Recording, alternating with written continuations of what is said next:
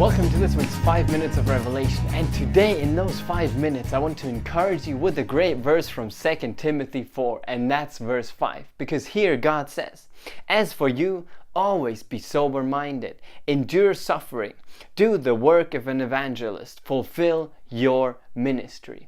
And as I was reading this is what God said to me: fulfill your ministry. See, and that's something that He doesn't only say to me, that's something He says to everyone. He wants everyone to fulfill their ministry. Now that doesn't mean that everyone has to be a preacher or everyone has to be an evangelist, but this be sober-minded, endure the suffering, and fulfill your ministry. That is for everyone. And that simply means that God has called you to a specific ministry, that you have a purpose in life, that God has a specific thing that you should do to not only bless yourself, but to bless others and move God's kingdom forward. He has a plan and He has a purpose for your life. Now see, this plan and this purpose might already be the job that you're in, or it might be something else that you're doing right now already, and that you have it on your heart and you know that's the right thing, that's the thing you were called to do, that's the thing you're supposed to do. Then great, if you're already in that purpose, if you're already in that calling, then stay there and use this message to be encouraged by that.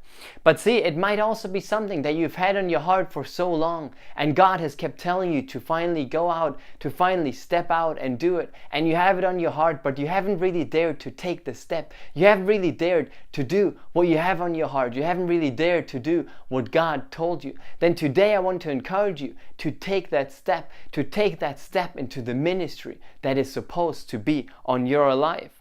See, because that ministry, that plan that God has for you, it's not only there to bless others, and it's not only there to move God's kingdom forward, but it's also there to bless you and to give you the most blessed and the most enjoyable life that you can ever live.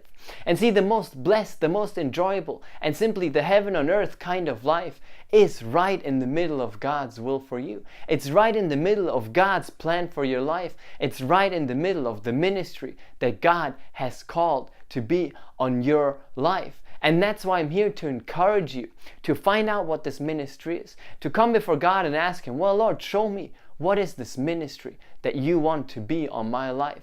What is the service that I should do? What is it that I should do to expand your kingdom? What is it? And then when He tells you, stick with it and do it. And you will know it on your heart that that's the right thing to do. And like I said, it might already be something that you're doing, but it might be something completely different that you just haven't dared to step out. Now when you take this step, when you say, now, okay, I'm going to take this step, I'm going to fulfill my ministry, I'm going to do what God placed on my life, then you need to be sober-minded like God told you. You need to be sober-minded, and you need to be aware that hard times will come.